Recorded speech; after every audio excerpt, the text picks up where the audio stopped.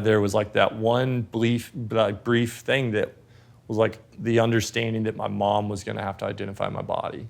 Was like the one thing that kept me from doing it.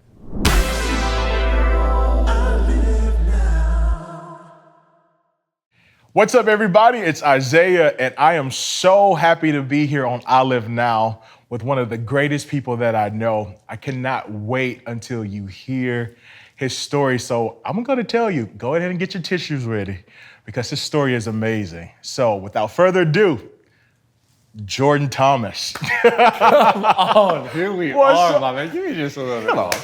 Come on, you know we got to do it because we're like, what up, side? Get out of bed. Get out of bed. Did you brush your teeth? Dude, I am so happy that you're here because it's like, we've talked about this for years because we've known each other since like 2017. Yeah. And to know what that conversation was in 2017 to right now, it's like, what in the world? I just want to go to that. Yeah. To where, what was it, 2005? Yeah, 2005, August 16th of 2005. Yeah. So take us to August 2005 to that day. Yeah, you know, that day, August of 2005, I was 16. I grew up in Chattanooga, so we were scuba diving in the Keys. And so we took this family vacation, my parents and my brother and I was a 16-year-old kid, and I was, I remember, this is kind of a strange sort of story, but Sure. You know, I'm sitting there on an Adirondack chair waiting on my folks, and I remember digging my feet into the sand. And I remember feeling the hot sand at the top. Yeah. And it was that scorching hot sand, and I remember just digging my toes down deeper and deeper and feeling that cool sand. Yeah.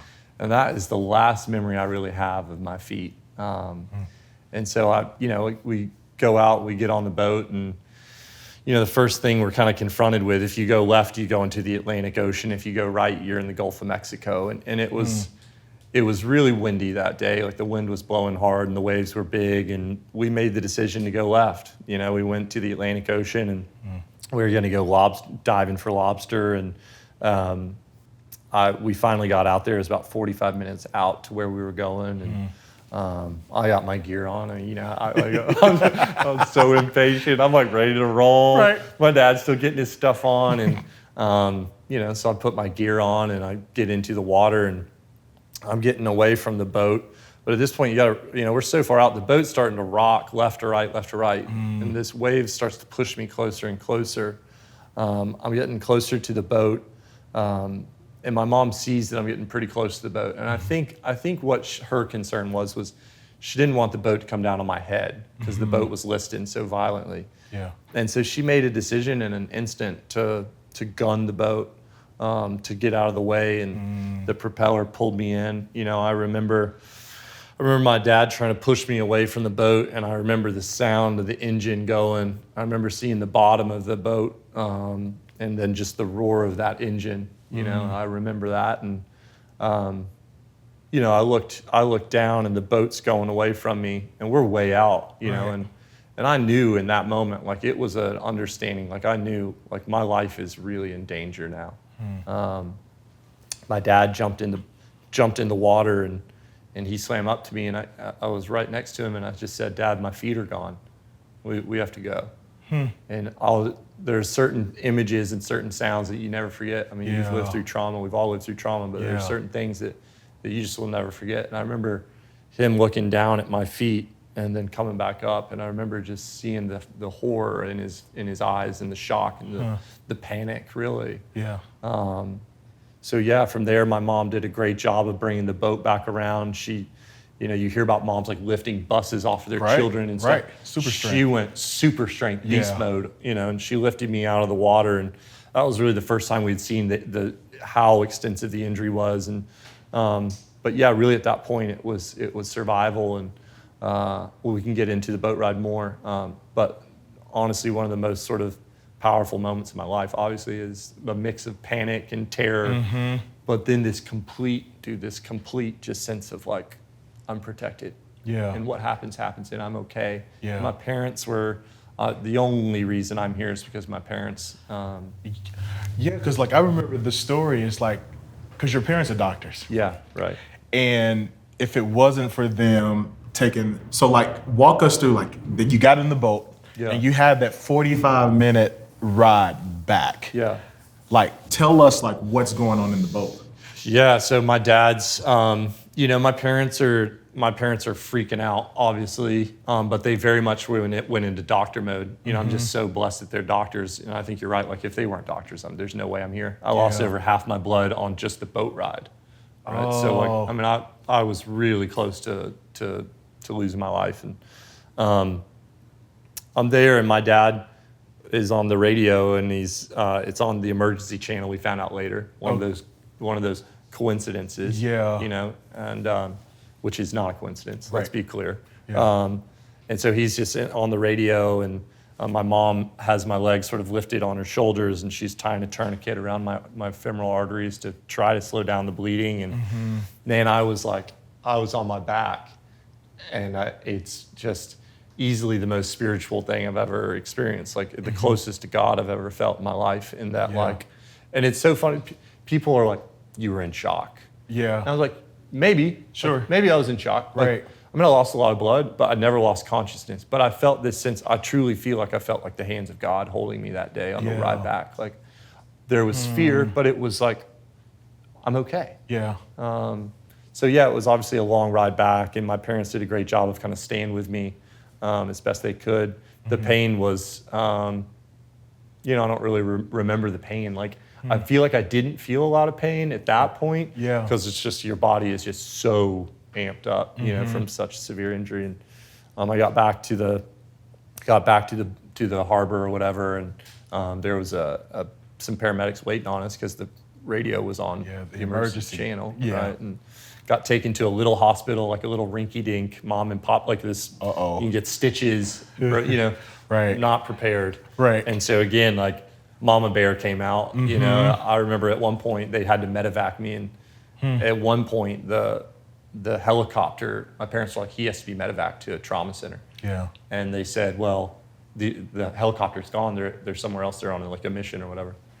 And I remember my mom was on my right. This poor doctor's on the left. And she came over, so I'm here. She comes over, grabs him by the shirt, and says, let's say I'll encourage you to send a helicopter. She didn't say that. That is the censored version.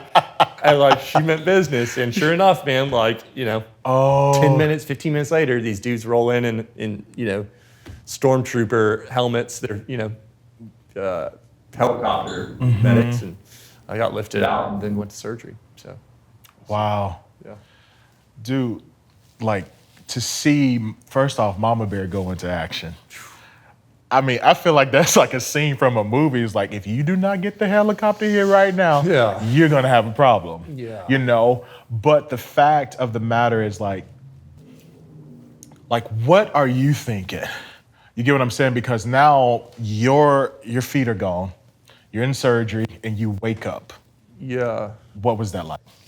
Yeah, it's interesting. I didn't have like in movies you see that with folks that are amputees, like, where's my leg? I guess unfortunately or fortunately, whatever the case may be, like I knew that my feet were gone. Like I knew that they weren't going to be able to salvage. I knew that my life had changed in an instant. And so waking up and coming out of it, like my first memory was waking up in the intensive care unit, and I was in a bed that rotated so that I didn't get blood clots.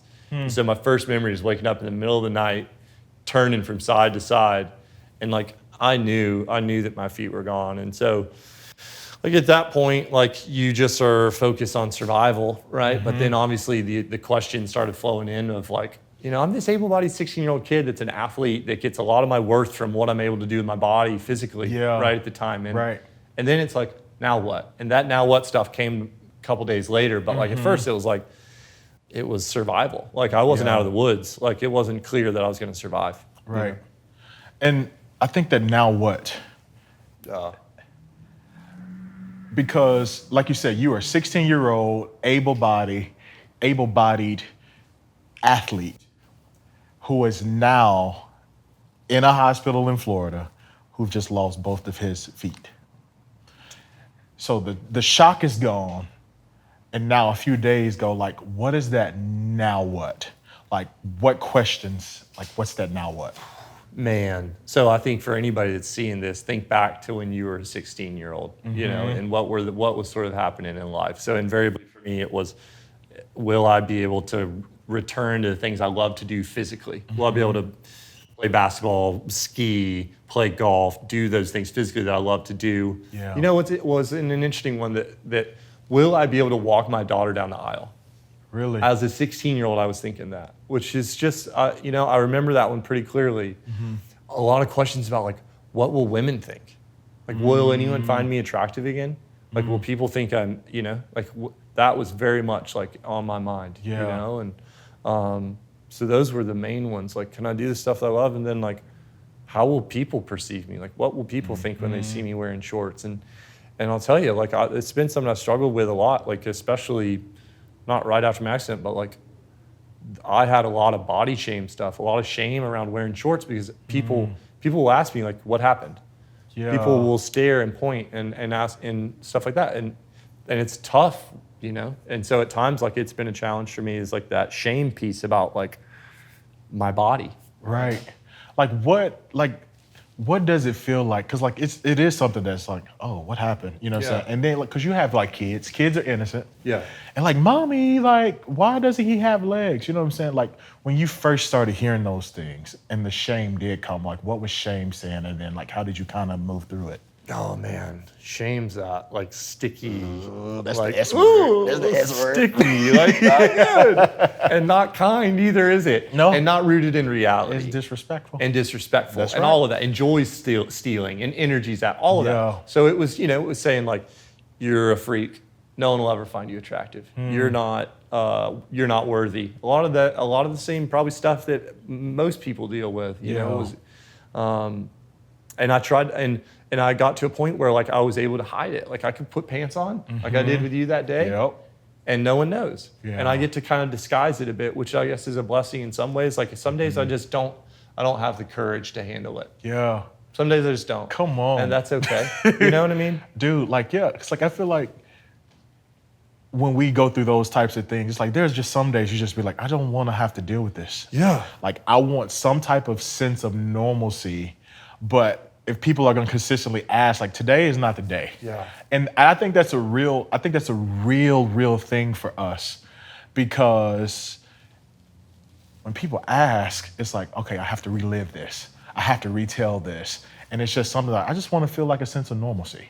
Yeah. And I think that's been a big part for me is like giving myself permission to like not have it that day. Come on. You know what I mean? Yep. And like I have this commitment like you do of like living authentically and being vulnerable and being real and really trying to live my life not behind the walls that I built and not behind the mask that I built. Yeah. But some days I don't have that. I don't have the courage to go into the story that I just told you with a stranger off the street. Right. I don't have that. Right. And like giving myself permission to be okay with like, I don't have it today. I think that's a really important lesson for me that I've learned somewhere along the line and I still struggle with and don't do it perfectly, but like just being okay today with where I'm at, you know, and doing the best I can. Like that's getting a little bit easier. You know, I don't know if it has for you, but Yeah. it has for me. Absolutely. I think those boundaries are so cool. And the boundaries are so needed, you know what I'm saying? Because again, like when you relive it, it can re-traumatize and it could take away from the things of like, I'm healing. Yeah. And there are some things, so you're just like, you know, being someone who has had this accident, like for people out there, like what is the correct way? You get what I'm saying? Like, you know, for instance, like if somebody does see, or if they have that child, like what is the correct way to go about with somebody who may be dealing with what you're dealing with? So what is the correct way for like to say to somebody that to ask questions, you know, all those things. Yeah, no, I don't know. I don't know if there is a correct way. And I think Okay. it's a case-by-case thing, right? Like, I don't speak on behalf of all people with limb loss, right? Like, some people are like, yeah, totally, like, ask away, whatever. I'm an open book. You know, I think it's, at the end of the day, it comes down, it's like being courteous and respectful and kind and mindful of, like, maybe that was created by something that was painful. Yeah. And maybe I don't deserve, like, you know, or maybe I don't want to put somebody in a position where they have to necessarily relive it like you're talking about, you know? Like, Absolutely. I don't know. And I think about that sometimes, like, what would happen if I were still able-bodied? I don't think I would ask somebody. I don't think. But that's like, again, that's for me. Like, that's my own. Yeah. It's my own thing. And like the thing with children is like, it's this innocent thing where they're curious and they want to know. And I'm like, oh yeah, like, Yeah. cool. Like you're a little kid. Like, these are my special legs. Yep. They like let me run and jump. I'm totally cool with that. You know what I mean? Right. If you're a grown man, come on. Like, shh, be quiet. You're good. You don't need to know, dude. Yeah. Absolutely. Right. Because like even going back to the re-traumatizing, man, Yeah. like sometimes we have to deal and cope with those things. To be like today, I don't want to have to deal with, I want to get it out of my head. I don't want you asking me questions. Like go into, because you know, you and I have had these conversations, but go into the coping mechanisms of like that pain, because we'll get to the good things, right? But the process of like, man, I'm 16, but even growing now as an adult, how did you have to cope with, you know, losing your feet, losing your legs, and all those different things? Yeah, you know, I think the coping thing for me initially was one of like distraction. You know, they talk about there's these stages of grief, the 6 stages of grief. Like, I don't know if I ascribe to like it's that formulaic. I don't know, but I very much like was in a place of distracting myself from the reality. Like I still don't see myself as an amputee today. Like I put my legs on in the morning and take them off at night, and like I go about my day. Like I don't see myself as that, you know. Often when I dream, I don't dream of myself as an amputee, but sometimes I will. Come on. But yeah, man, I mean, I threw every kind of maladaptive coping mechanism at this thing as I could. And then again, like no one gave me a manual as a kid on how to deal with grief. No one told me how to address this level of trauma and pain and grief and sorrow that I had. I just knew I was uncomfortable. I knew that I didn't feel like I fit in. I knew I felt like I wasn't good enough. I knew I felt like lost in my identity. Like, who am I now? Yeah. And so, yeah, I distracted with I think the foundation was kind of a distraction in some ways. Like, I got to focus all my energy and effort that I could have sort of spent on myself. Yeah. And I went external. I went to some other group, and it was a beautiful thing. We'll get into it. But and then alcohol. Alcohol was a really powerful one for me. Really? Yeah, for sure, man. Because it stopped that voice, that shame thing that was going like, you're not good enough, you don't fit in, you're not enough, you're not any of all that stuff. And alcohol was like a magic cure. It was like a silver bullet until it wasn't. What does that mean, until it wasn't? Well, I mean, it turned into just absolute substance abuse and dependency on alcohol. Like I got to the point to where, and this is a few years down the road, you know, we're jumping from like 16 to me then at like, I was 27 when I got sober. But like, yeah, I mean, it was, I drank, because like I'd wake up in the middle of the night, I'd have these really vivid memories, and I'd wake up and I'd think I was still in the water. I had very much this post-traumatic stress stuff. I had panic and terror and all that stuff. And again, like alcohol was really effective in calming that down. And then it wasn't when, you know, it took me to a place where, you know, I was in a spot where I was like either going to get sober or I wasn't going to survive. Yeah. Like I took it to the very bottom, you know what I mean? Like, yeah. Meaning what? Like to the bottom? You know what I'm saying? Because like people who deal with alcoholism, it's a dependent. You know, dependency on that to numb the pain. Yeah. Like kind of walk us through like what alcoholism does to you. Like where were you like a day? Describe a day. You know, like what did it look like, and then what was the fight getting out of it? Yeah. No, I mean a day like there at the very end was I would wake up not remembering where I went back to sleep, wake up. I would drink first thing. I would throw up. I would drink more until I passed out. I'd wake up. I'd drink more. And I would contemplate taking my own life in that intermittent period where I was lucid enough to be awake. Yeah. For about three months straight, I was like, man, I can't go on like this. I can't live like this. And like it would like that was a release. That was the thought at the time. I'm thinking that is the only way that I can stop this pain. Because I didn't have the tools, man. I didn't have the tools. I didn't have the resources. I didn't have the tools to address the underlying stuff, the pain, the grief, the sorrow, the shame, all that stuff that was there that I was drinking to mask, to try to suppress. But I could only do it for so long. Yeah. And then it was like running from the 4 horsemen of the apocalypse. You know, it's like you couldn't run. Yeah. I had to stop running, man. I had to just stop running.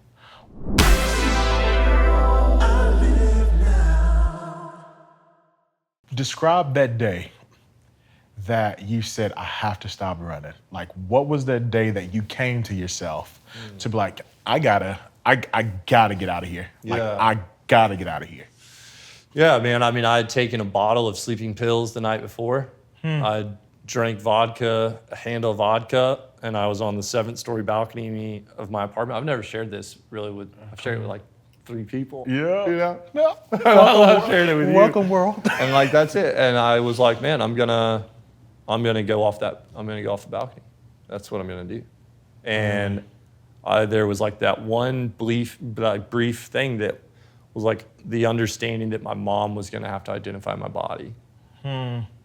Was like the one thing that kept me from doing it. Really? And I remember thinking like, man, you've been through this accident, all this stuff, you know? And so I walked off that balcony. I came back inside, went to sleep, survived, and woke up the next day and just knew like, it's over. I've got to get help. I've got to. I called people and asked for help. I asked for help. Yeah. And they helped me. They helped me. Dog, you bringing tears to my eyes. You know I'm gangster. Yeah. Yeah. Because to be so close to death, Yeah. you know what I'm saying? Like to literally, to vodka and pills and on the 7th story, and the one saving grace is like, my mom is gonna have to identify my body.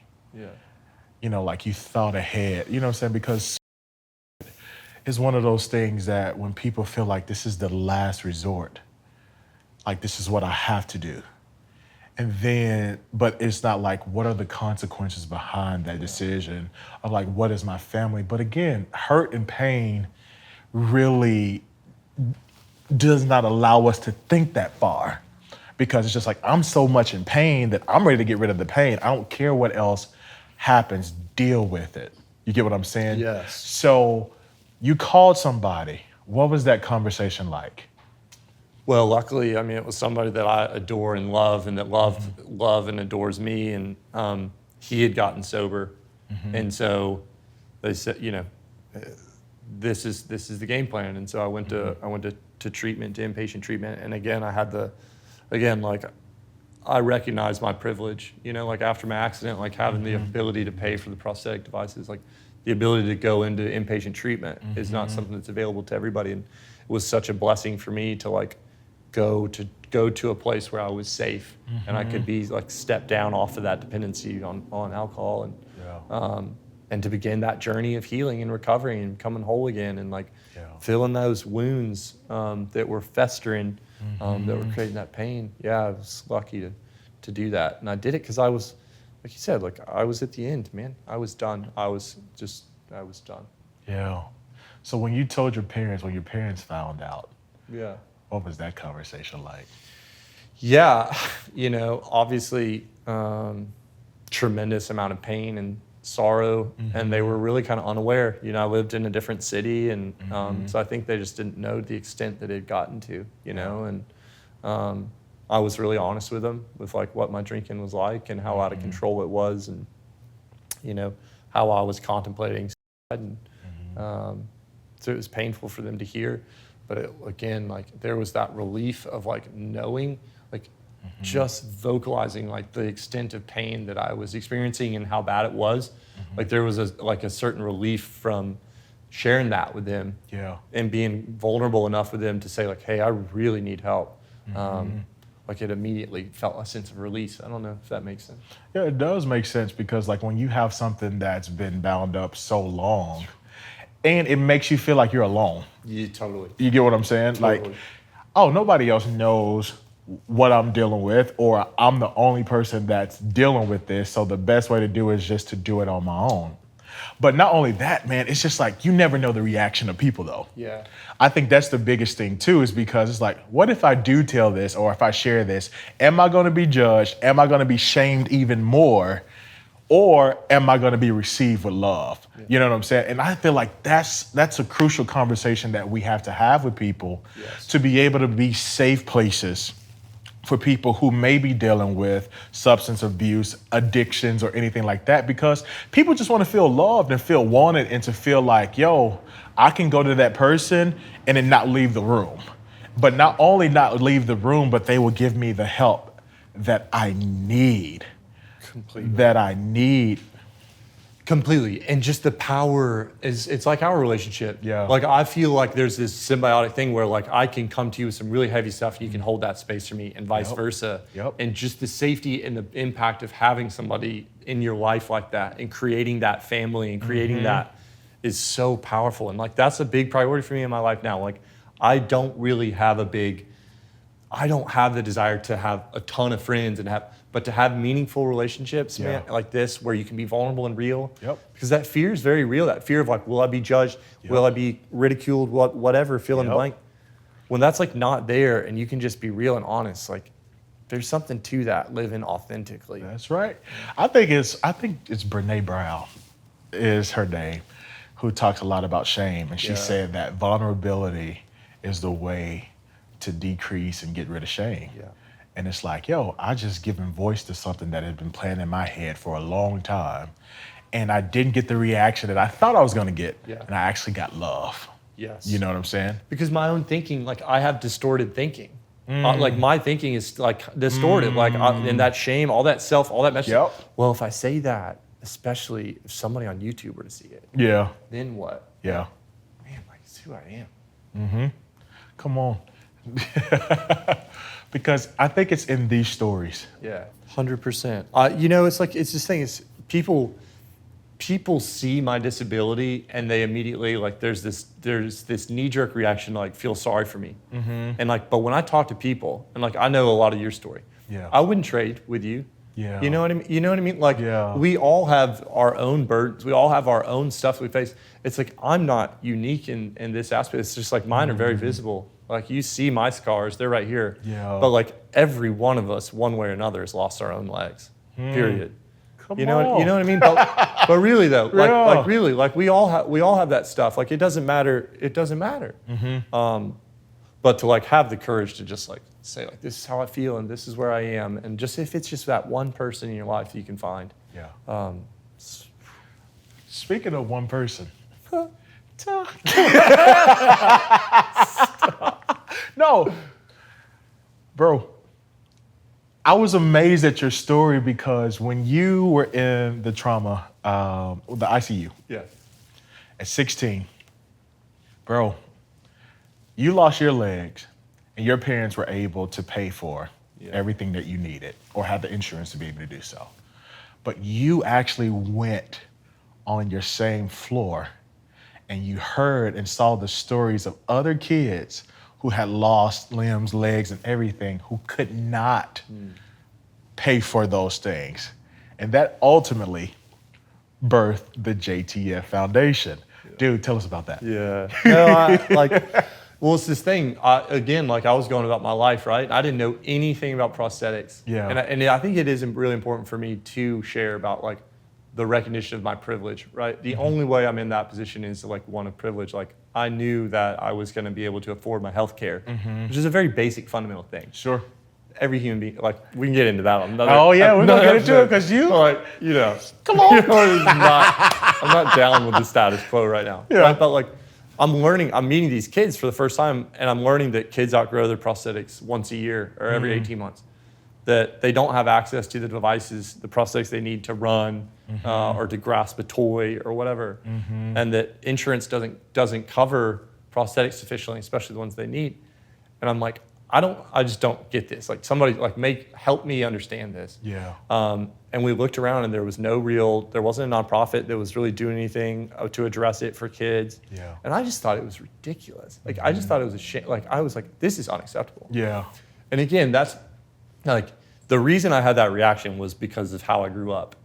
I grew up in a household where like service was like expected, like understanding like that although we may look different, like it is my, like, you know, like I just grew up in a loving, nurturing home that like really emphasized like perspective on privilege and what it means to have the ability to do things and to look for others and how to help and being a part of the community and like being a proactive, like I just was inundated with that throughout my childhood. And so when I learned about this problem, like it was my instinct to just say, like, we got to do something.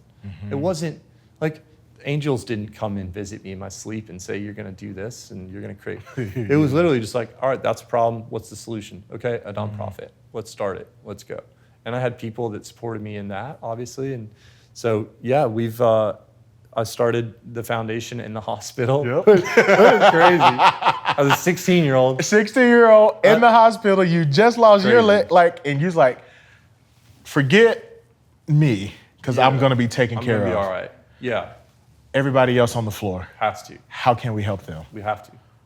Man, like that's like the ultimate like pain to purpose type thing. Yeah, totally. You know, because like we've always had those conversations because you and I were real estate and we had those, you know, and it was just like, I know that there is something more than what I'm doing now because you were doing real estate, but then you jumped full time into the JTF Foundation. Yeah. You know, like tell us the impact because not only this, because I mean, you're so humble. You're really humble. But dude, like you're famous. Like CNN did a story on you, okay? You got recognized by the New York Yankees. Like, bro, but not only that, you got so fed up that you went to Capitol Hill and was like, we gotta change some laws. Tell me about that. Yeah, for sure. I mean, I think, so really the foundation is committed to supporting kids get access to prosthetic devices until they reach adulthood. But kids are outgrowing them so rapidly, once a year, 18 months, that families are paying out of pocket. Even if they have insurance, the kids aren't getting the devices they need, so they're paying out of pocket. You know, I love golf. Golf's my big passion, right? Big golf nerd. My legs are $30,000. So it's like, what family do you know of? Wait, how much? Yeah, say that again. $30,000. USD, American dollars. Like, let's get the currency right. 30 grand. I need pesos, okay? 30 grand. And you know, my insurance company says, well, they're not medically necessary. All right. They said what? They're not medically necessary. And so they do the same thing for kids. I can't imagine anything more medically necessary for a kid than to have access to a device to be a kid. Right. And so, like, I think the way to resolve it ultimately is to hold insurance companies accountable, to pass policy and legislation that says you're gonna cover prosthetic devices for children at a minimum. We'll start with kids, we'll go to adults after it. We'll start with kids. Because at the end of the day, we're not talking about that many of them. There's like 20 to 25,000 in America. In the entire United States, there's 20,000, which tells me that it's really addressable. And so, yeah, that's sometimes you just got to make a little noise. You got to make a little noise. You know? You did a lot of noise because they changed law. If it's on Capitol Hill, it's on Capitol Hill. If it's, you know what I mean? But it's through policy. And we've got to take care of the vulnerable people among us. Like, if we're going to do anything as a society, like, we got to take care of people that are vulnerable. Our children are vulnerable. And, like, if we can't provide them access to the basic thing they need to be a kid, what are we doing? Right. Like, just to see the kids' faces, like, I can only imagine what you feel. Because how many kids have you all helped so far? So we have, it's great. We have 86 kids right now that we'll support until they're 18. You know, so we have kids that are like 18 months old, that are 4 years old, that are 7, that are 8, 9, 12, 14, you know, Not only that, but you have like some Olympic. Some Paralympians. We have, but that's like, and that's the thing, is you give these kids an opportunity and go see what they do. I mean, you're swimming in the Paralympics in Tokyo? Okay. You know what I mean? Talk about resiliency. Like, let's look to our children for resiliency. Like, these kids have overcome things that you just heard my story. They have stories that I can't even begin to fathom. You know what I mean? But that's my big belief is, like, if we're putting our children behind the 8 ball before they're able to, you know, as kids, they'll grow into broken men and broken, you know? We have the opportunity to have an impact early on in their lives and give them the opportunity and see what they do with it. You know, if we just say, sit on the sideline, sit over there in the corner, Yep. stay quiet, be in the dark. Yeah. Not gonna happen. It's not gonna happen because they still have purpose too. So like, what do you say to someone who may be going through what you went through, whether alcoholism or they have lost legs or some type of form of their body? Like, what do you want to say to them? All right.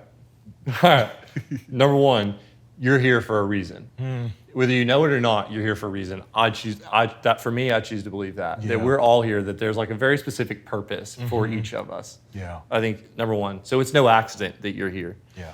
Number two, it's okay to not be okay, and it's okay to share with people honestly and authentically and where you're at. Yeah. Share it, get it out. Don't keep it hidden within. I tried to suppress and keep it covered and keep it to myself out of fear. Yeah. Vulnerability is the antidote to shame. I believe that, like you said. And then the third one is it gets better. And it's not this way forever. Like when I'm really in my darkest places, it's like I'm gonna feel this way forever. It's not true. But that's more that like stinking thinking going on, you know, like it will get better ultimately, I promise, you know? And so like, I think those are kind of the three that I've leaned on in my life. Like it obviously hasn't been easy and I haven't done it perfectly. That's another one. Let go of perfection or let go of how like other people are doing, you know? Yeah. Like, doing your best and like being okay with it, I think that's a lot of freedom in that, you know? So. Thanks so much for sharing, man. I appreciate you. I knew the world. I love you. I love you too, bro. I knew the world needed to hear this. This is good stuff. Oh, yes, it is.